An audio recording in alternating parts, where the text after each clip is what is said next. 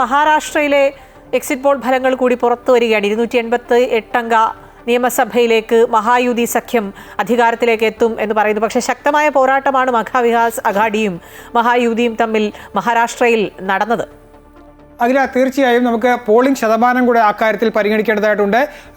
2019 മഹാരാഷ്ട്ര ഏത് തരത്തിലായിരുന്നോ വിധി എഴുതിയത് അതിന് സമാനമായ ഒരു പോളിംഗ് ശതമാനം തന്നെയാണ് മഹാരാഷ്ട്രയിൽ ഉണ്ടായിട്ടുള്ളത്. ആ ഒരു പശ്ചാത്തലം കൂടി ഈ എക്സിറ്റ് പോളിൽ പ്രതിഫലിച്ചിട്ടുണ്ടോ എന്ന് സംശയിക്കേണ്ടിയിരിക്കുന്നു. ഇപ്പോൾ മഹാരാഷ്ട്രയിൽ പുറത്തു വരുന്ന ഏതാണ്ട് 6ഓളം എക്സിറ്റ് പോൾ ഫലങ്ങൾ സർവേയുടെ ഫലങ്ങളാണ് മഹാരാഷ്ട്രയിൽ പുറത്തു വന്നിരിക്കുന്നത്. ഈ സർവേകളെല്ലാം തന്നെ BJP മുന്നണിക്ക്, അതായത് മഹായുതി സഖ്യത്തിന് നേരിയ മുൻതൂക്കം തന്നെയാണ് നൽകുന്നത്. എന്നാൽ ചില സർവേകൾ വലിയ ഭൂരിപക്ഷവും BJP മുന്നണിക്ക് നൽകുന്നുണ്ട്. ഏറ്റവും കുറവ് പറയുന്നത് പോലും 137 സീറ്റാണ് BJP മുന്നണിക്ക്, അതായത് മഹായുതി സഖ്യത്തിന് മഹാരാഷ്ട്രയിൽ പറയുന്നത് അത് 195 സീറ്റ് വരെ നേടും എന്ന് പറയുന്നു. നമുക്കറിയാം മഹാരാഷ്ട്രയിൽ ഭരണം പിടിക്കണമെങ്കിൽ 145 സീറ്റാണ് കേവല ഭൂരിപക്ഷത്തിന് വേണ്ടത്. ആ കേവല ഭൂരിപക്ഷം BJPക്ക് ഉണ്ടാവുമെന്നുള്ള രീതിയിലാണ് ഇപ്പോൾ പുറത്തു വന്നിട്ടുള്ള എക്സിറ്റ് പോൾ ഫലങ്ങളെല്ലാം വരുന്നത്. നേരത്തെ അഖില സൂചിപ്പിച്ചതുപോലെ ഒരു ശക്തമായ മത്സരം തന്നെയാണ് അവിടെ ഉണ്ടായത്. ആ മത്സരത്തിനപ്പുറത്ത് മഹാരാഷ്ട്രയുടെ രാഷ്ട്രീയം എന്ന് പറയുന്നത് ഒരു സവിശേഷമായ രാഷ്ട്രീയ സാഹചര്യത്തിലാണ് മഹാരാഷ്ട്രയിൽ തെരഞ്ഞെടുപ്പ് നടക്കുന്നത്.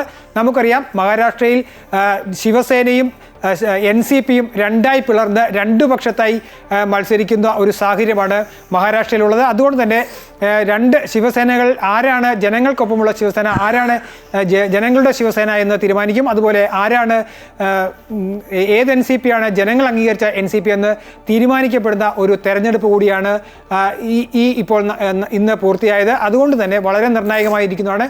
ഇനി മഹാരാഷ്ട്രയുടെ വോട്ടിംഗ് ശതമാനവും ഇപ്പോൾ വരുന്ന എക്സിറ്റ് പോളുകളും പരിശോധിക്കുകയാണെങ്കിൽ മഹാരാഷ്ട്രയുടെ മറ്റ് മേഖലകൾ തിരിച്ചുള്ള കാര്യങ്ങൾ കൂടി പരിശോധിക്കേണ്ടതായിട്ടുണ്ട്. നമുക്കറിയാം വിദർഭ മേഖലയാണ് ഇന്ത്യ സഖ്യത്തിന് അല്ലെങ്കിൽ മഹാ അഘാഡി സഖ്യത്തിന് വളരെയധികം സ്വാധീനമുള്ളത്. കഴിഞ്ഞ നിയമസഭാ തെരഞ്ഞെടുപ്പുകളിലൊക്കെ തന്നെ വ്യക്തമായ ഒരു ഭൂരിപക്ഷം ഇന്ത്യ സഖ്യത്തിന് ലഭിച്ചിരുന്നത് വിദർഭ മേഖലയിലാണ്. എന്നാൽ വിദർഭ മേഖലയിൽ ഇപ്പോൾ പുറത്തു വരുന്ന എക്സിറ്റ് പോൾ അനുസരിച്ച് വലിയ തകർച്ച BJPക്ക് ഉണ്ടായിട്ടില്ല. ഏതാണ്ട് മഹായുതി സഖ്യവും മഹാ അഘാഡിയും ഒപ്പത്തിനൊപ്പം പിടിക്കുന്ന ഒരു തരത്തിലേക്ക് കാര്യങ്ങൾ വന്നിട്ടുണ്ട്. ഇത് BJPക്ക് വലിയ അനുകൂലമായ സാഹചര്യമാണ്. ഒപ്പം തന്നെ BJPക്ക് അല്ലെങ്കിൽ BJP മുന്നണിക്ക് അല്പം ശക്തി കുറഞ്ഞ ഒരു മേഖലയാണ് പടിഞ്ഞാറൻ മഹാരാഷ്ട്രയിലും ഇപ്പോൾ പുറത്തു വരുന്ന എക്സിറ്റ് പോൾ അനുസരിച്ച് BJPയുടെ നില അത്ര മോശമല്ല. അതായത് ഈ രണ്ട് മേഖലകളിലായിരുന്നു BJP സഖ്യത്തിന് അല്ലെങ്കിൽ മഹായുതി സഖ്യത്തിന് അല്പമെങ്കിലും തിരിച്ചടി പ്രതീക്ഷിച്ചിരുന്നത്. എന്നാൽ അവിടെ വലിയൊരു തകർച്ച ഉണ്ടായിട്ടില്ല എന്നാണ് മിക്ക എക്സിറ്റ് പോളുകളും ഇപ്പോൾ പ്രവചിക്കുന്നത്. അത് BJPക്ക് വലിയ മുതൽക്കൂട്ടാണ്. ഒപ്പം തന്നെ BJPയുടെ ശക്തി കേന്ദ്രമായ മറാത്ത്വാഡയിൽ BJPക്ക് മികച്ച രീതിയിൽ തന്നെ മുന്നോട്ട് പോകാൻ കഴിഞ്ഞിട്ടുണ്ട് എന്നാണ് ഇപ്പോൾ എക്സിറ്റ് പോൾ സർവേകളെല്ലാം പ്രഖ്യാപിക്കുന്നത്. മറാത്തവാഡയിൽ BJP നേരിട്ടിരുന്ന ഏറ്റവും വലിയ പ്രശ്നം മറാത്ത സംവരണവുമായി ബന്ധപ്പെട്ട കാര്യങ്ങളാണ്. ഇക്കാര്യത്തിൽ OBC സംവരണവും OBCയും മറാത്തി സമുദായത്തെയും ഒപ്പം നിർത്തിക്കൊണ്ടു പോകാനുള്ള ഒരു വലിയ ശ്രമം അവിടെ ഉണ്ടായിരുന്നു. ഇരു മുന്നണികളും ആ ശ്രമം തന്നെയാണ് അവിടെ നടത്തിയത്. അതിൽ BJPക്ക് നേരിയ മുൻതൂക്കം ലഭിച്ചു എന്നാണ് ഇപ്പോൾ എക്സിറ്റ് പോൾ ഫലങ്ങൾ വ്യക്തമാക്കുന്നത്. പിന്നീട് BJPയുടെ ഏറ്റവും വലിയ ശക്തി കേന്ദ്രം എന്ന് പറയുന്നത് കൊങ്കൺ മേഖലയാണ്. കൊങ്കണും താനെയും മുംബൈയും കല്യാണും പാൽഘർ ജില്ലയും ഒക്കെ അടങ്ങുന്ന ഇന്ത്യയുടെ തന്നെ വ്യാവസായിക തലസ്ഥാനം എന്ന് പറയുന്ന മേഖല തന്നെയാണ് കൊങ്കൺ മേഖല. ആ കൊങ്കൺ മേഖല BJPയുടെ വലിയ ശക്തി കേന്ദ്രം തന്നെയാണ്. അവിടെ ശിവസേനയും BJPയും ചേർന്നാൽ വലിയ ഭൂരിപക്ഷം ലഭിക്കുന്നതാണ്. അവിടെ അതേ നിലനിർത്താൻ കഴിഞ്ഞിട്ടുണ്ട് എന്നാണ് ഇപ്പോൾ എക്സിറ്റ് പോൾ ഫലം നമുക്ക് വ്യക്തമാക്കുന്നത്. മാത്രമല്ല കഴിഞ്ഞ ലോക്സഭാ തെരഞ്ഞെടുപ്പിൽ വലിയ തിരിച്ചടി നേരിട്ട സമയത്ത് പോലും അവിടെ ഉണ്ടായത് BJP ശിവസേന സഖ്യത്തിന് വലിയ നേട്ടം കൈവരിക്കുവാനായിട്ട് കഴിഞ്ഞിട്ടുണ്ട്. നമുക്കറിയാം അവിടെ തകർച്ച നേരിടുമ്പോൾ പോലും 48 നിയമസഭാ മണ്ഡലങ്ങളിൽ BJP ശിവസേന സഖ്യത്തിന് തന്നെയായിരുന്നു വലിയ മുൻതൂക്കം ലഭിച്ചിരുന്നത്. ആ ഒരു സാഹചര്യവും പരിഗണിക്കേണ്ടതുണ്ട്. ഒപ്പം വടക്കൻ മഹാരാഷ്ട്ര എന്ന് പറയുന്നത് RSSന്റെ ശക്തി കേന്ദ്രമാകുന്നതാണ്. അവിടെ അതേപടി നിലനിർത്തുവാനായി BJP മുന്നണിക്ക് കഴിഞ്ഞിട്ടുണ്ട് എന്നതാണ് ഇപ്പോൾ പുറത്തു വരുന്ന എക്സിറ്റ് പോൾ സർവേയിൽ നിന്നെല്ലാം നമുക്ക് മനസ്സിലാകുന്നത്. ഈ ഒരു സാഹചര്യം കൂടി കണക്കിലെടുക്കുമ്പോൾ എക്സിറ്റ് പോൾ ഫലം വളരെയധികം അനുകൂലമായ ഒരു സാഹചര്യം നിൽക്കുന്നു. എന്നാൽ മഹാരാഷ്ട്രയിൽ അങ്ങനെ നമുക്ക് ശക്തമായ ഒരു മത്സരം തന്നെ അഗാഡി സഖ്യവും മഹാ അഗാഡിയും അവിടെ കാഴ്ചവെച്ചിട്ടുണ്ട്. അങ്ങനെ എന്തായാലും വലിയൊരു ശക്തമായ മത്സരം നടന്നെടുത്ത് എക്സിറ്റ് പോളുകൾ പറയുന്നു BJP അധികാര തുടർച്ച ഉണ്ടാവും, അവിടെ ഭരണം നിലനിർത്താൻ കഴിയും എന്നാണ് ഇപ്പോൾ ഈ എക്സിറ്റ് പോൾ സർവേകൾ വ്യക്തമാക്കുന്നത്. അഖില, ബിനീഷ്, ഈ എക്സിറ്റ് പോൾ ഫലങ്ങൾ മനസ്സിലാക്കുമ്പോൾ ഇന്ത്യ സഖ്യത്തിൻ്റെ ഒരു മുന്നേറ്റം എവിടെയൊക്കെയോ കുറഞ്ഞു പോകുന്നു, അല്ലെങ്കിൽ ഇപ്പോൾ ജാർഖണ്ഡിലാണെങ്കിലും മഹാരാഷ്ട്രയിലാണെങ്കിലും വലിയ മുന്നേറ്റം ഉണ്ടാക്കാൻ കഴിയുന്നില്ല എന്ന് വേണ്ടേ മനസ്സിലാക്കാൻ? എവിടെയാണ് അവർക്ക് പിഴവ് സംഭവിക്കുന്നത്? അഖില, നേരത്തെ തന്നെ മഹാരാഷ്ട്രയിൽ കോൺഗ്രസ് വേണ്ട തരത്തിൽ ശ്രദ്ധ കേന്ദ്രീകരിച്ചില്ല എന്നുള്ളൊരു ആക്ഷേപം നേരത്തെ തന്നെ മഹാരാഷ്ട്രയിലെ കോൺഗ്രസ് നേതാക്കളുടെ ഭാഗത്ത് തന്നെ ഉണ്ടായിരുന്നതാണ്.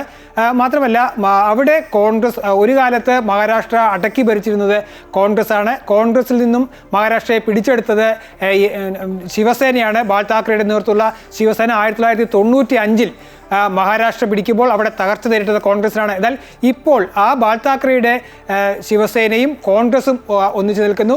മാത്രമല്ല കോൺഗ്രസ് ശക്തമായി നിന്ന ഒരു കാലഘട്ടത്തിൽ കോൺഗ്രസിൽ നിന്നും പിണങ്ങിപ്പോയി കോൺഗ്രസിനെ ദുർബലപ്പെടുത്തിയാണ് ശരത് പവാർ NCP രൂപീകരിച്ച് പുറത്തു വരുന്നത്. ഇപ്പോൾ ശരത് പവാറിൻ്റെ NCPയും കോൺഗ്രസിനൊപ്പമാണ്. അപ്പോൾ അവിടെ ഒരു പ്രത്യേകതരമായ ഒരു സഖ്യം തന്നെയാണ് കോൺഗ്രസ് മഹാരാഷ്ട്രയിൽ രൂപീകരിച്ചിരിക്കുന്നത്. മാത്രമല്ല നമുക്കറിയാം പ്രധാനമന്ത്രി നരേന്ദ്രമോദിയോട് പാർലമെൻറ്റിൽ പിണങ്ങി പുറത്തു വന്ന നാനാ പട്ടോളയാണ് കോൺഗ്രസിൻ്റെ മഹാരാഷ്ട്രയിലെ അധ്യക്ഷൻ. അദ്ദേഹത്തിൻ്റെ നേതൃത്വത്തിലായിരുന്നു ഇത്തവണ മഹാരാഷ്ട്രയിൽ കോൺഗ്രസും കോൺഗ്രസ് മുന്നണിയും ഒക്കെ തെരഞ്ഞെടുപ്പിന് നേരിട്ടത്. അതിലും വലിയ ഒരു പ്രതിഷേധം അവിടെ ഉണ്ടായിരുന്നു. പ്രത്യേകിച്ച് ഇപ്പോൾ വിദർഭ മേഖലയിലായിരുന്നു അദ്ദേഹം മത്സരിച്ചിരുന്നതും വിദർഭയിൽ തന്നെയാണ്. വിദർഭയിലെ സഗോളി എന്ന മണ്ഡലത്തിലാണ് നാനാ പട്ടോളെ മത്സരിച്ചത്. അപ്പോൾ അത് വിദർഭ ഉറപ്പിച്ച് നിർത്തുക എന്നുള്ളൊരു ലക്ഷ്യമാണ്. പക്ഷേ വിദർഭയിൽ വേണ്ട തരത്തിൽ ഒരു മുന്നേറ്റം ഉണ്ടാക്കുവാനായി കഴിഞ്ഞില്ല. അതായത് നിലവിൽ തന്നെ ഒരു മേൽക്കൈയുള്ള മേഖലയാണ് വിദർഭ. അവിടെയാണ് നാനാ പട്ടോളെ എത്തി അവിടെ കൂടുതൽ കോൺഗ്രസ് മുന്നണിയെ ശക്തമാക്കാനുള്ള നീക്കം നടത്തിയത്. പക്ഷേ ആ ശ്രമം വിജയിച്ചില്ല എന്ന് വേണം ഇപ്പോൾ വരുന്ന എക്സിറ്റ് പോൾ ഫലം നമുക്ക് പറഞ്ഞു തരുന്നത്. അക്കാര്യത്തിൽ മനസ്സിലാക്കേണ്ടതുണ്ട്. NCPക്ക് വലിയ ശക്തിയുള്ള മേഖലയാണ് പടിഞ്ഞാറൻ മഹാരാഷ്ട്ര. പ്രത്യേകിച്ച് ശരത് പവാറിന് വളരെ നിർണായകമായ സ്വാധീനമുള്ള സ്ഥലമാണ്. ഷുഗർ മില്ലുകൾ, പഞ്ചസാര മില്ലുകളൊക്കെ ഏറെയുള്ള ഒരു മേഖലയാണ്. അവിടെയും പ്രത്യേകിച്ച് കാർഷിക പ്രശ്നങ്ങളൊക്കെ വളരെയധികം രൂക്ഷമായി നിൽക്കുന്ന മേഖലയാണ്. കാർഷിക പ്രശ്നം തന്നെ തെരഞ്ഞെടുപ്പിൽ വലിയ ചർച്ചയായി മാറുന്ന ഒരു സാഹചര്യം ഉണ്ടായിരുന്നു. അപ്പോൾ ആ മേഖലയിലായിരുന്നു ഈ ഇന്ത്യ സഖ്യത്തിന് അല്ലെങ്കിൽ മഹാവികാസ് അഗാഡി സഖ്യത്തിന് ഒരു മേൽക്കൈ ഉണ്ടാവേണ്ടത്. അതും ഉണ്ടായില്ല എന്നാണ് ഇപ്പോൾ പുറത്തു വരുന്ന എക്സിറ്റ് പോൾ സർവേകൾ വ്യക്തമാക്കുന്നത്. അതായത് എവിടെയായിരുന്നോ ഇന്ത്യ സഖ്യത്തിന് മഹാവികാസ് അഗാഡിക്ക് കൂടുതൽ മേൽക്കൈ ലഭിക്കേണ്ടത് അവിടെ അവർക്ക് കിട്ടിയില്ല എന്നാണ് എക്സിറ്റ് പോൾ ഫലം വ്യക്തമാക്കുന്നത്. എന്നാൽ ഈ കഴിഞ്ഞ ലോക്സഭാ തെരഞ്ഞെടുപ്പിൽ വലിയ തിരിച്ചടി നേരിട്ട മഹായുതിക്ക് നേരിട്ടത് അവരുടെ ശക്തി കേന്ദ്രങ്ങൾ തന്നെയായിരുന്നു. ആ ശക്തി കേന്ദ്രങ്ങളിൽ കൊങ്കൺ മേഖലയും വടക്കൻ മഹാരാഷ്ട്രയും ഒപ്പം മറാത്ത്വാഡ മേഖലയുമാണ്. എന്നാൽ ഈ 3 മേഖലയിലും BJP സഖ്യത്തിന് മഹായുതി സഖ്യത്തിന് തിരിച്ചു വരാൻ കഴിയുന്നു എന്നത് വലിയ നേട്ടമായിട്ടാണ് ഇപ്പോൾ എക്സിറ്റ് പോൾ ഫലം വ്യക്തമാക്കുന്നത്. മാത്രമല്ല ശിവസേനയ്ക്ക്, അതായത് ഷിൻഡെ വിഭാഗമാണ്, ഔദ്യോഗിക ശിവസേനയായ ഷിൻഡെ വിഭാഗമാണ് മഹായുതി സഖ്യത്തിൽ BJPക്കൊപ്പം ഉള്ളത്. ആ ഷിൻഡെ വിഭാഗത്തിന് കഴിഞ്ഞ ലോക്സഭാ തെരഞ്ഞെടുപ്പിൽ വേണ്ടത്ര തരത്തിൽ മുൻ തെരഞ്ഞെടുപ്പുമായി തട്ടിച്ചു നോക്കിയാൽ വേണ്ടത്ര ഒരു മേൽക്കൈ ഉണ്ടായിരുന്നില്ല. എന്നാൽ അവിടെ ഷിൻഡെ വിഭാഗം ശിവസേന മടങ്ങി വരുന്നു എന്നാണ് എക്സിറ്റ് പോളുകൾ വ്യക്തമാക്കുന്നത്. അതും ഈ മഹായുതി സഖ്യത്തിന് വലിയ നേട്ടമായി മാറിയിട്ടുണ്ട്. ഒപ്പം തന്നെ അജിത് പവാറിൻ്റെ NCP, അതായത് നിലവിൽ ഔദ്യോഗിക NCP എന്ന് വിശേഷിപ്പിക്കാൻ കഴിയുന്ന അജിത് പവാറിൻ്റെ NCP കഴിഞ്ഞ ലോക്സഭാ തെരഞ്ഞെടുപ്പിൽ ഒരു സീറ്റിലേക്ക് ഒതുങ്ങുന്ന ഒരു സാഹചര്യം ഉണ്ടായി. എന്നാൽ ഇപ്പോൾ വരുന്ന എക്സിറ്റ് പോൾ സർവേകൾ പറയുന്നു